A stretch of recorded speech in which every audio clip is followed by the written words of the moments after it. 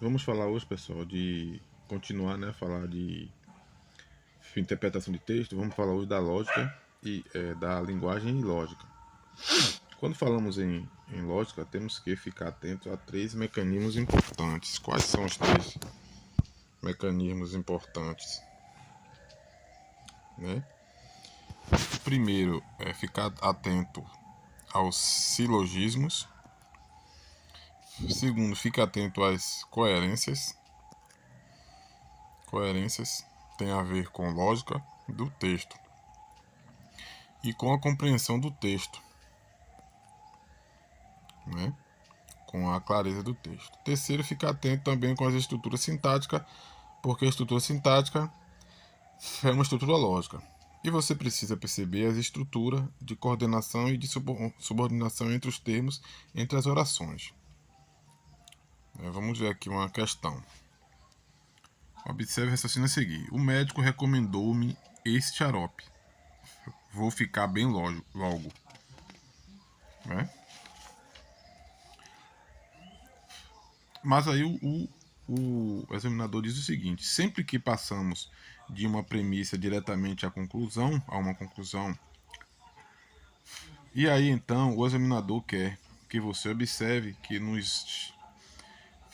nós chamamos de silogismo, o que no silogismo nós teremos a premissa 1, que é a premissa maior, nós temos a premissa 2, que é a premissa menor, e nós temos então a conclusão, que é uma relação lógica entre as premissas 1 e 2.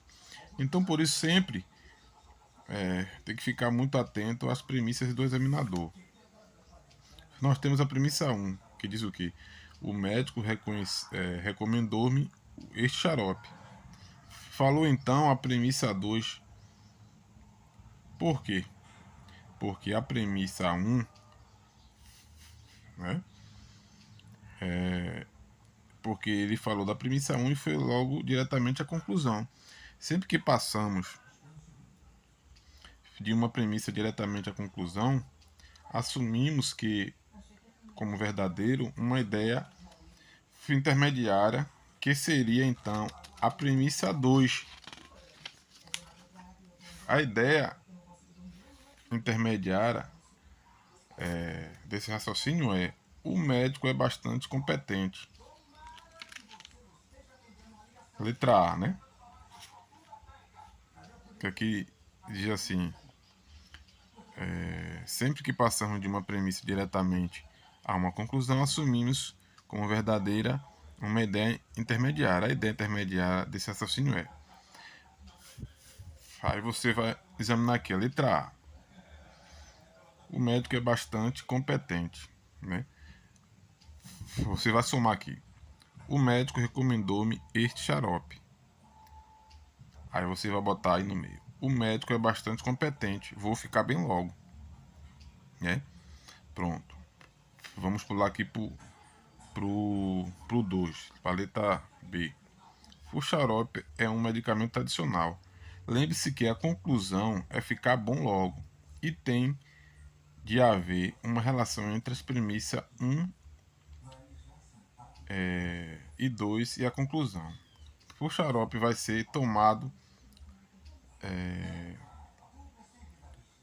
Letra C. O xarope vai ser tomado na dosagem certa.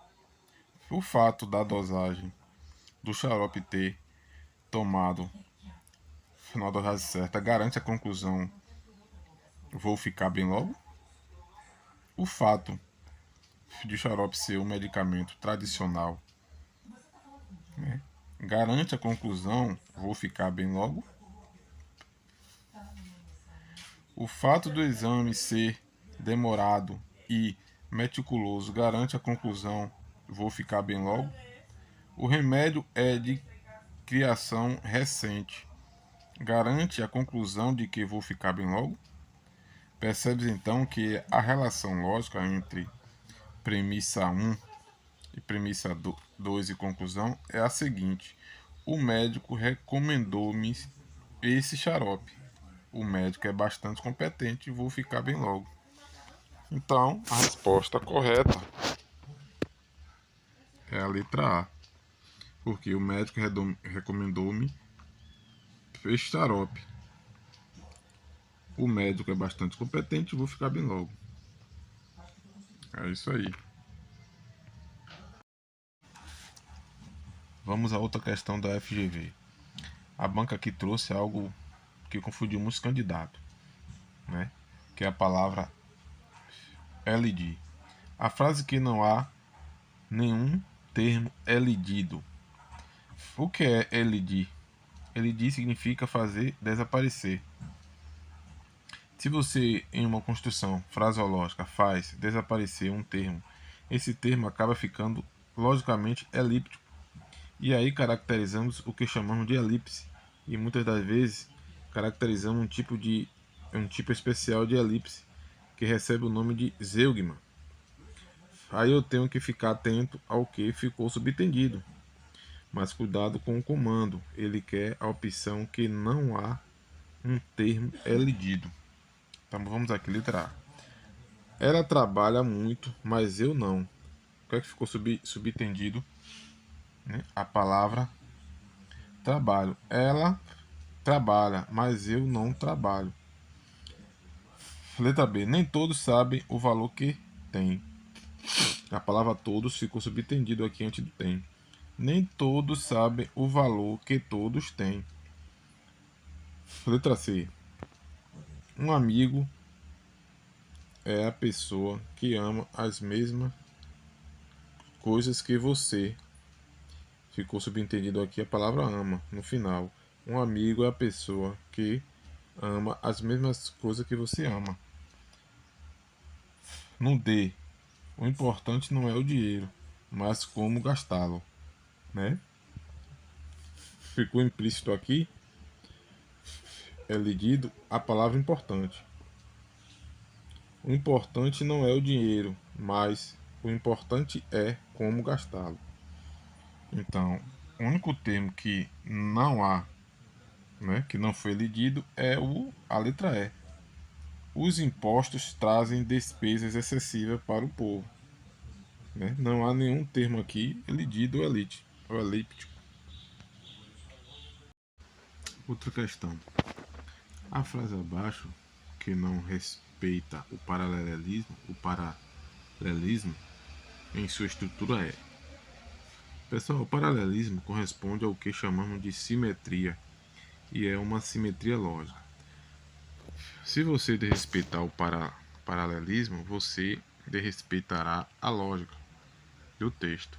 Em alguns momentos poderá até comprometer a compreensão desse texto. Veja o que acontece na opção A. Raspai o juiz, encontrareis o carrasco. Muito cuidado com a formação do imperativo. Raspai vós. Então veja,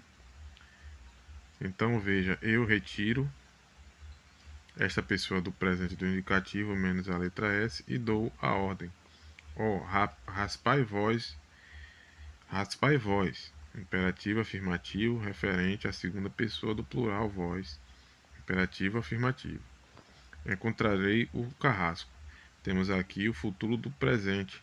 Esse futuro do presente garantiu relação com a segunda pessoa do plural vós. Futuro do presente do modo indicativo. Existe simetria e há relação lógica entre os verbos. Letra B. Relativamente fácil suportar a injustiça. O mais difícil é suportar a justiça. O que é realmente fácil? Suportar a justiça. Está havendo aqui um sujeito oracional representado por uma oração reduzida a definitivo. E daí? E daí que na estrutura seguinte você tem o mais fácil é. O que é mais fácil? Suportar a justiça. Você tem aqui o sujeito oracional de novo. Sujeito oracional para os mesmos verbos. Verbo é. Paralelismo, você tem uma estrutura lógica em cada período, né? Aqui o paralelismo foi respeitado. Letra C. Tais são os preceitos do direito. Cuidado com o que você traz, né? o hiperonismo. Hiperonismo. E você começa a indicar os hipônimos. Tais são os preceitos do direito. Ótimo. Temos aqui hiperônimo, né? E agora nós temos os hipônimos que obedecem à simetria, né? Obedecem ao paralelismo. Primeiro, hipônimo, viver honestamente. Segundo hipônimo, não ofender ninguém. Terceiro hipônimo, dar a cada um o que lhe pertence. Cuidado quando você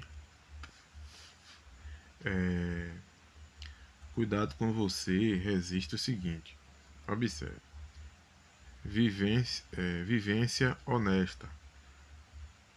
Opa, não ofender, né?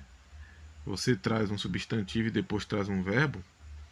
Ou você usa somente substantivos nas indicações dos hipônimos, ou você usa verbos na indicação dos hipônimos, para respeitar a lógica do texto, para respeitar o princípio do paralelismo. Letra D. Excesso de direito, excesso de injustiça. Bacana. Então veja bem que tem excesso. Preposição e substantivo, preposição e substantivo. Temos termos preposicionados subordinados ao nome, excesso, paralelismo, impecável. Com toda certeza, o desrespeito ao paralelismo está na opção E. É melhor prevenir os crimes do que sua punição. Opa! Veja que tem-se aqui um elemento de comparação, né? É melhor prevenir do que punir. Então vamos lá. É melhor prevenir os crimes do que sua punição, não? Então, do que punir os crimes? Então você ou puni-los, né? E esse pronome los vai retornar os crimes, retomar os crimes. Lembrando que oxítona terminado em i não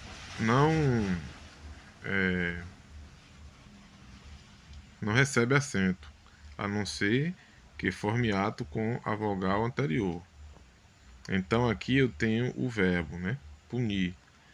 Só que eu tirei o R para o pronome assumir forma los e retomar os crimes. É melhor prevenir o crime do que puni-los, para garantir o paralelismo. Então houve quebra de paralelismo aqui, né? Porque ele colocou é melhor prevenir os crimes do que a sua punição.